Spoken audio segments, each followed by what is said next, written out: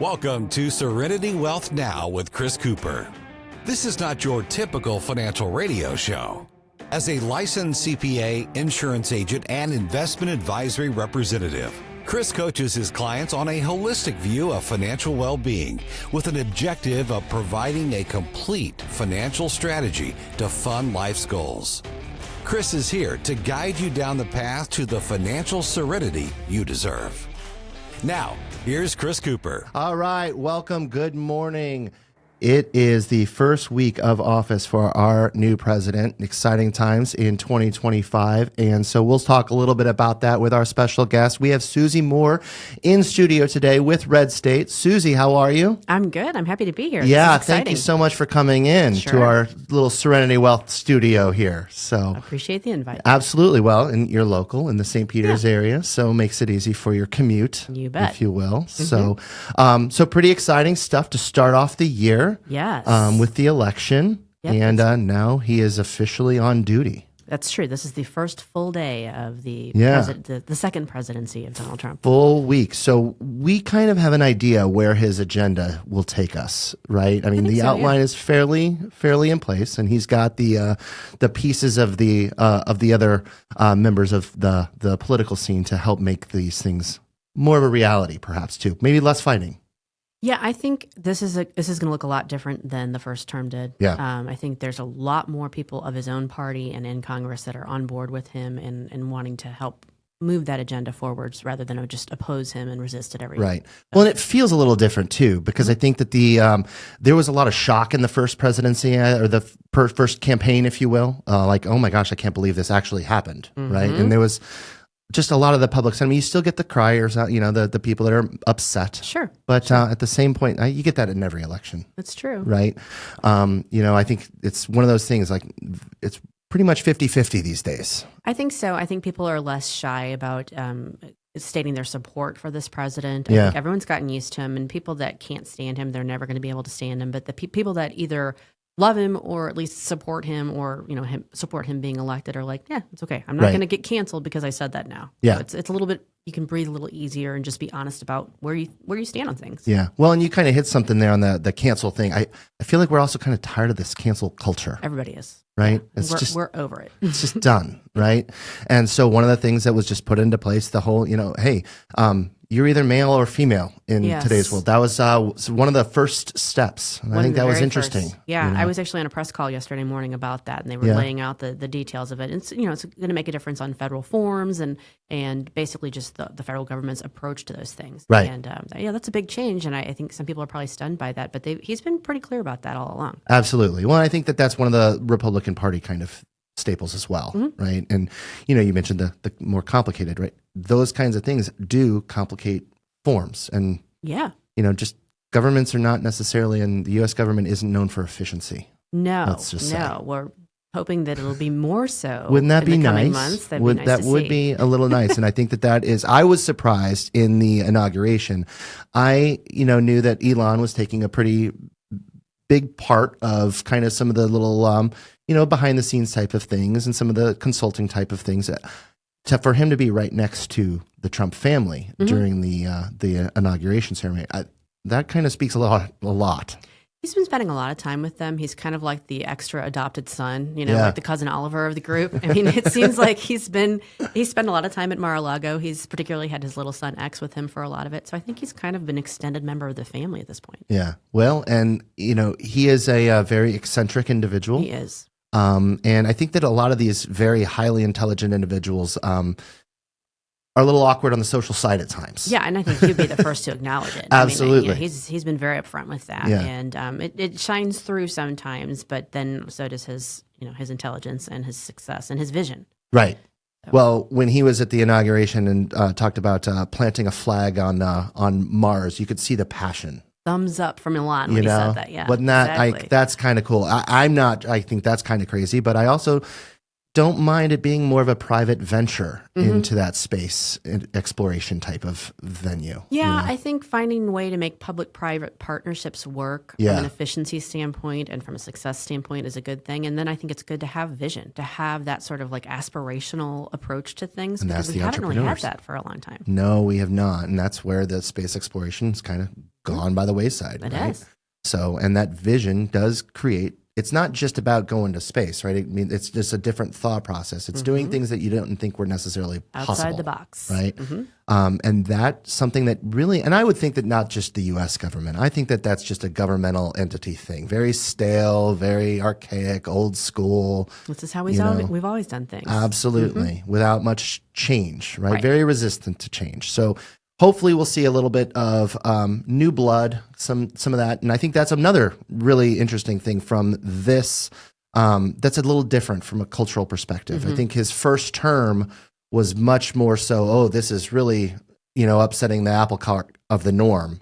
And now I feel like people want a little bit of upsetting of the apple cart. I think they've realized that there are times when that's necessary, and that it's now is probably the time to maybe make some of those moves and changes, because the way we've been doing things hasn't really been working very well for us. No, it has not, and I think that that's pretty clear. I thought that he talked about his first speech and then his second speech, right, on the inauguration type of day, and that was kind of interesting. He was a little bit more put together, and I think that part of that is his new chief of staff. Yeah, I think Susie Wiles is playing a significant role right now, and I'm trying to get used to hearing somebody with my name like being called upon all the time, because I'm like, I keep turning like, are they talking about me? No, they're not. I am not part of the administration, but yeah, I think so far I like the effect that I have seen from her being the chief of staff. Well, and you'll never completely shut him up. If you will. He is going to say what he is going to say. But even if it just gives her the ability, if she has to make a nice, pristine, clean version, if you will, and then he's going to still do his stuff. He's just going to. She seems to have found a way to let him be him while she's managing things and keeping them from being overly chaotic. And which I think is not a bad thing. Yeah, I think so too. And I think that's when some of the things that, from a criticism perspective, he'll say you'll hear things like he's just not very presidential. He's not. They're not exactly wrong in that. No. I just it doesn't really bother me. That just much. Presumes that presidential is always good and correct in and of itself, and it can be, but not necessarily. I thought Obama was fairly presidential. Didn't like his policies. Hated his policy. Absolutely. So that's part of the challenge, right? And I think I take more. I want to know what policies. That's more important. That's the meat and potatoes. And not all policies. I quite frankly care about the policies that I think make sense, because I care about economics, and financial structure, and small business growth, and those kind of things. Those are what's important to my clients, and those are what's important to the people I work with, and quite frankly, where I believe the government resources should be spent. So. Fair enough. And fortunately, I think 51% of the country feels the same. So there you go. So lot of unique changes. What do you think the first 90 days looks like? That's really hard to say, just because the first day, which wasn't even a full day, but in and of itself, he came out with an ungodly number of executive orders and policies. And a lot of those were just reversing what Biden had done on his, as he came in. So, some of those are going to be more, have more of an impact than others. And I do think he wanted to roll out a whole bunch of them all at once. But he's been very clear that, he's got several things on his agenda that he wants to get done. And they're already on borrowed time. The midterms are less than 2 years away. That's a big report card right there. Exactly. And unless they are successful at getting a lot of the agenda items passed, then they're not going to be successful in the midterms. And then he's not going to have at least one part of the legislative branch of Congress. So I think they realize that they're on borrowed time. Obviously, one of the key issues for him is the debt ceiling. And then, taxes extending what was put in place when he was in office before. So I think we're going to see a lot of movement on that. And, obviously immigration is a big part of it too. Right. So talk a little bit about immigration, but let's talk Tax Cut Jobs Act, right? Interesting timing on how that all worked, because that it was set to expire at the end of 2025. Right. Things would look very different had the election not gone this way. I mean, the markets do not like uncertainty. The tax code hates uncertainty, right? And that's just part of that behavior as well. We know what the tax plan roughly is going to look like. It is what we have in place today. By and large, there might be some shifts, but the Tax Cut and Jobs Act, his thought process is keep that going and make that as indefinite as possible, right? And I think that will likely pass with very few concessions. I think you're probably right about that. Again, he's got a Republican Congress. He's got leaders in both the House and the Senate that are on board with working with him. Yeah. And, Mike Johnson has a tall order because he has such a thin majority to begin with. And, it is like herding cats, particularly in the House. But I think that the momentum is going to help them on this. And people want that to continue. I mean, I think that hopefully people read between the lines. You're not going to the thought process that it was a tax decrease just for billionaires. That's just fake news. It is. I actually did the math myself. I'm not a tax expert by any stretch of the imagination, but I sat down after that was passed and compared year to year. For you personally? For me personally. Yeah. Like, it wasn't a napkin, but it was like a notepad. Sure. It was nothing but sometimes fancy. That's how you make numbers make sense. But when sometimes. I looked at that, I was like, wow, okay, no, it really does help me. And then I had my sister making the opposite argument to me. And I'm like, no, I can show you the math. It actually did help me. Yeah. And I'm, as middle class as it comes. So it's nice to recognize that it isn't just benefiting one small subset. It's really not. And I think that was part of the thing. And when you look at what that Tax Cut and Jobs Act really did, if you look at it based on what the IRS calls the middle quintile, there was a tax cut for the middle quintile, and it was significant. And I have some business owners that were like, well, the Tax Cut and Jobs Act actually hurt me. Oh, yeah. And it can. It can hurt certain individuals because of the way that the thresholds do work. Sure. But by and large, it was a very good thing for the majority of Americans. I think so too. And then it also had the after effect of stimulating investment, growth, that sort of thing. And simplifying the tax code. That's a big thing. Which, raising the standard deduction. People can complain all you want about now itemized deductions. Now my home mortgage interest is not necessarily a deduction. Well, it still is if it's over the standard. But standardizing the deduction at a higher level makes your tax return easier to process. Yep. Which means less IRS agents, which means more government efficiencies. All very good things if you are of the camp of less or a smaller government is better. Absolutely. And I think that that's where people have gotten to. So big fan of that. And I do think that that's probably something that will be a 90-day kind of a time frame. I don't think that's waiting much longer than that. No, I agree with you on that. Yeah. Now, I know with your background in law, so one of the concessions that I'm a little bit worried about is the sunsetting of the estate tax laws. Yeah. And so for those that aren't familiar right now, estate tax exemptions, 13 million individual, 26 million and change. I use very broad numbers here. Those are set to go back down basically in half with the 2025 timeframe as well.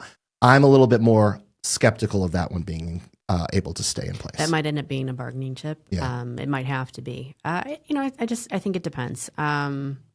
We'll just have to kind of see how they play it out because it's hard to it's so hard to know. Like we knew yesterday was going to be a big day. We knew what some of the things he had teed up were going to be, and even then watching him sitting at the Resolute desk, just talking to reporters and signing stuff and oohing and on over it. It was like, oh, he's doing that too. Yeah. So it's hard to kind of keep up with it all. It is.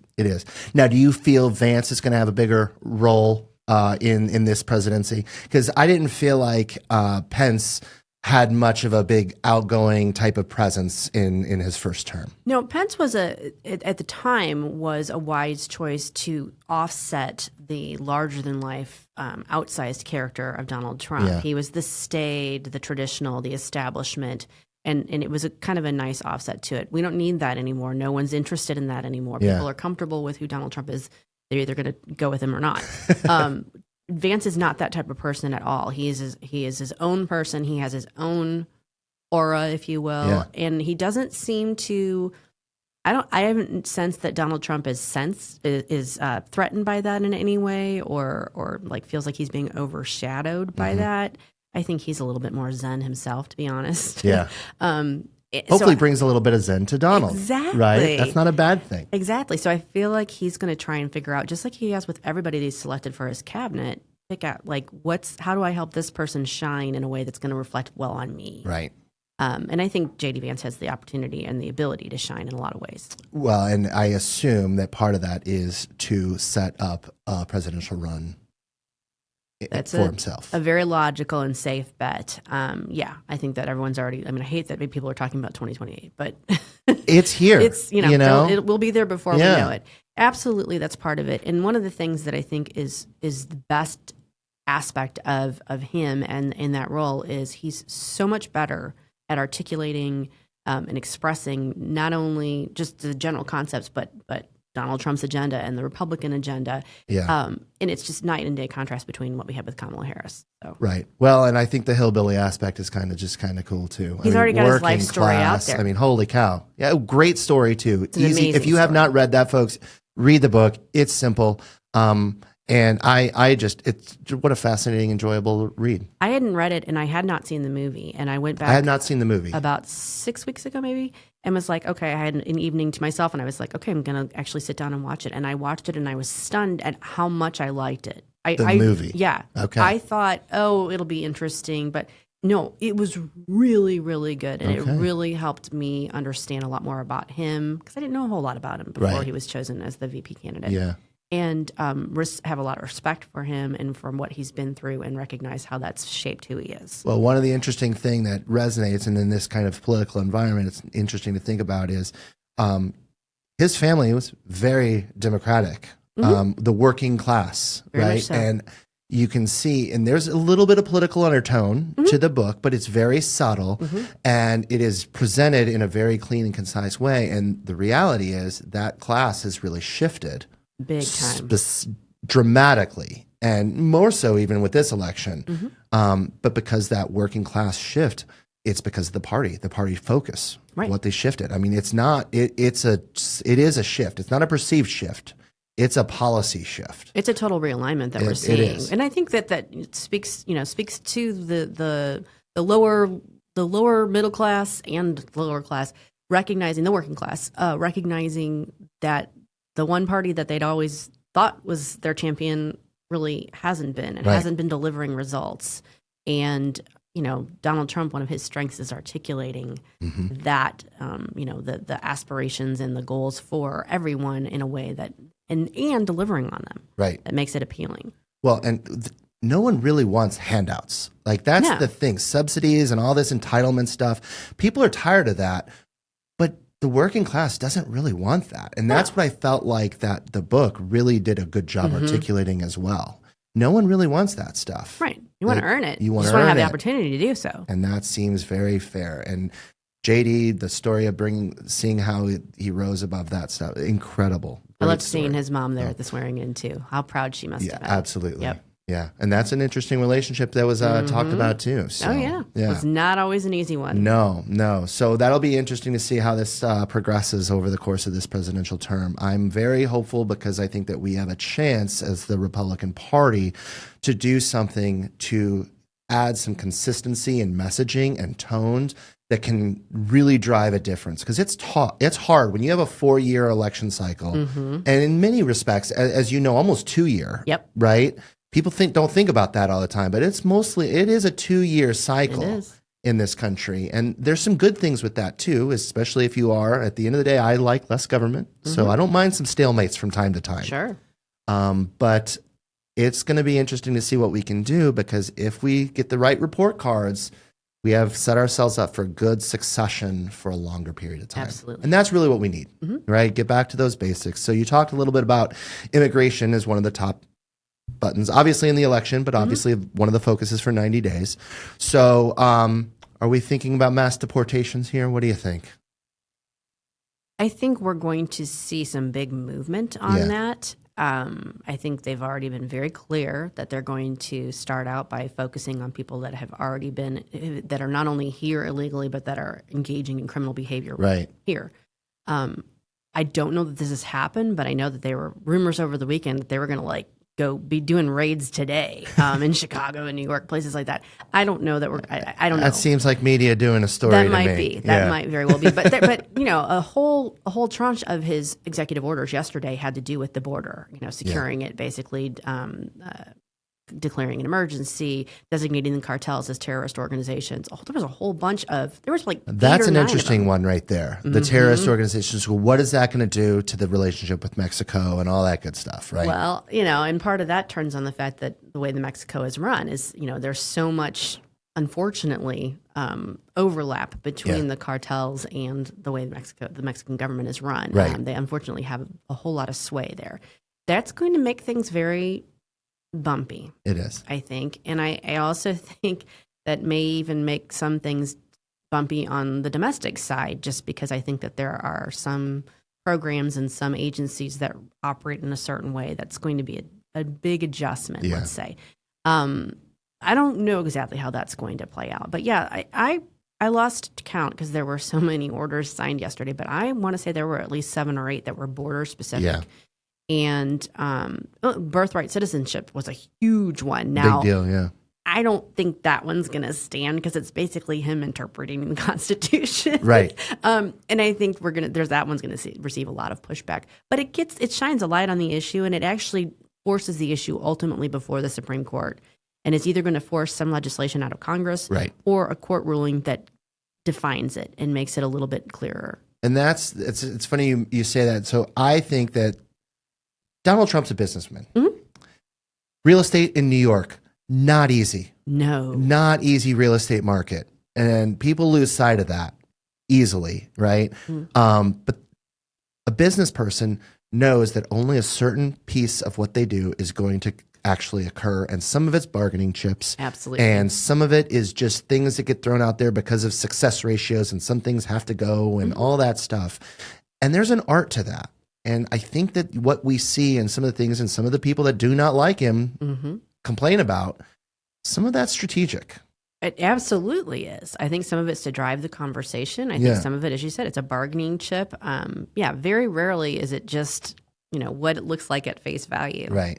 So. Well, and I think that that's part of the tariff conversation. I do too. Right. I think, and some tariffs, I don't mind tariffs on certain things. I think that is more of a bargaining chip, but I really want jobs back in the U.S., manufacturing jobs in the U.S. I think that I was just having this conversation earlier this week with somebody that, college isn't for everybody. And there's a whole generation, I think like that latchkey generation we talk, we coin generations, right? That latchkey generation where it was the first real generation to be raised by dual working households.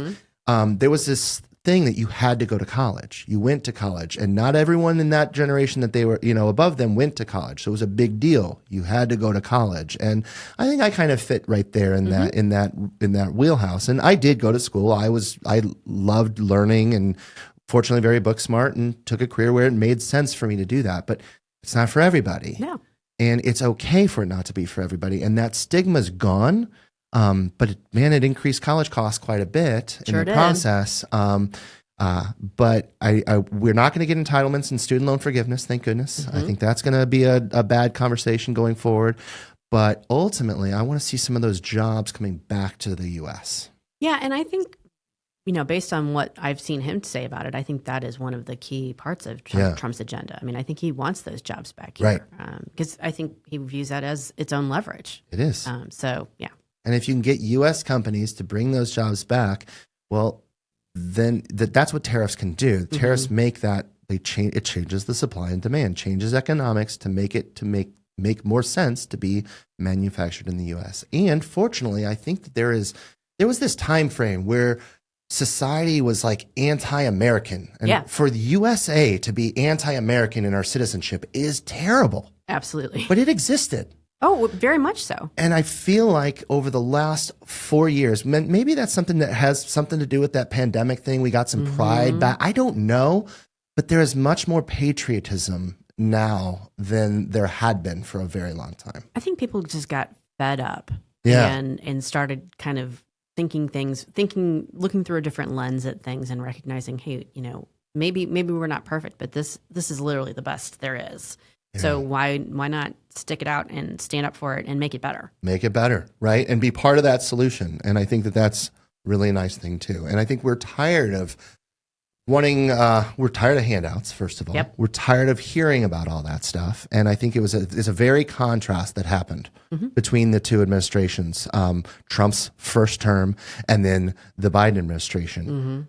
Very, very different from that perspective. It was one of the best things he had going for him in the election. It really was. People could really compare side by side. And just almost complete polar opposites. And it's not about personalities. It's about agendas and really core belief systems in the parties. Yeah. Right. And I think that helped define the Republican Party. And we saw that it also kind of made the Democratic Party a little lost. It did. It did. Yeah. They, I'm a recovering Democrat. I was one my entire life. My whole family is still are. I'm the black sheep. And, into my 30s. And this is the current Democratic Party is not the one that I grew up with. It's not. And people don't realize that. Yeah. Right. A lot of people don't. And that's actually one of the things that I thought was so fascinating about JD's book. Really, it shows that in a very nice way.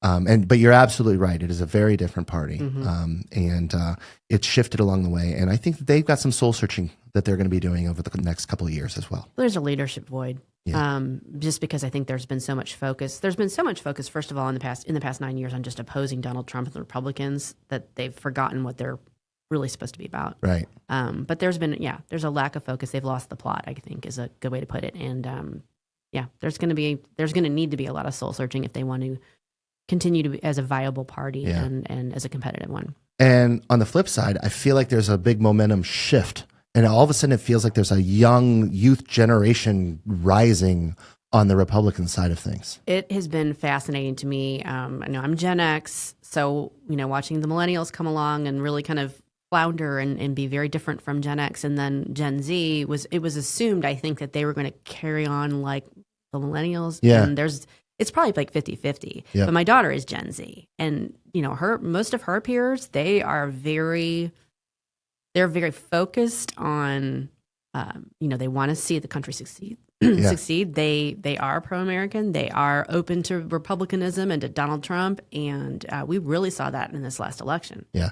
Well, and when we fast forward to 2028, we will not have a segment of the population voting specifically against Donald Trump. Correct. Which will change things even more so. And I think that'll just be, I think, refreshing, quite frankly. It's one of the things that I was like, really, I hope that we get a really good vice presidential candidate here, because I want to ignore this whole I will not vote for this person kind of a thing. We're seeing a party realignment, and we're seeing a generational shift. Yeah. Even in the cabinet, amongst the cabinet, this is a much younger cabinet. Not a bad thing. Who would have thought? Right? Republican Party would be the young generation, the young dynamic crew. Yeah, fun, exciting. I just thought it was cool when Hulk Hogan ripped off his shirt at the.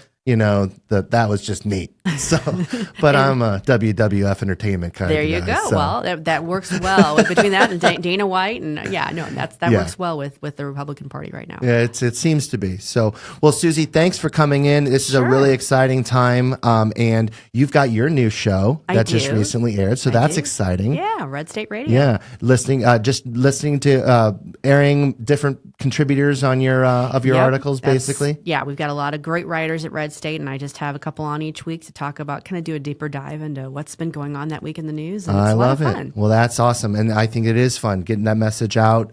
Great stories, great content. Susie, I really appreciate you being on today. Thanks for having me. And we'll talk to you soon. Sounds good. This is Serenity Wealth Now with Chris Cooper. Request a free copy of Chris's latest book, The New Holistic Retirement, by visiting SerenityWealthNow.com. Investment advice offered through Fortis Capital Advisors. Hey there, Chris Cooper here, Serenity Wealth Management. Welcome to 2025. And the interesting thing, as we turn the page into 2025, the government is not done with 2024. We're going to start getting all these wonderful pieces of mail, W-2s, 1099s, 1099 divs, and all these other pieces of information that they want us to utilize in order to tell them the piece of money that we get to share with our partner in the IRS. That's right, the partner in the IRS that we really don't want to have, and that is the partnership we have with the U.S. government. We want to make sure we can cut the cord with the IRS, take some control of our tax situation, and that is a focus of our upcoming workshop, Tax Freedom in Retirement. There are 2 nights to choose from over at Stone Summit in Wentzville, January the 30th or February the 4th. You can get more information on our website, SerenityWealthNow.com. Just go to the events page, SerenityWealthNow.com. Cut the cord with the IRS and take some freedom in your tax situation. We'll see you there soon. Register at SerenityWealthNow.com. That's SerenityWealthNow.com.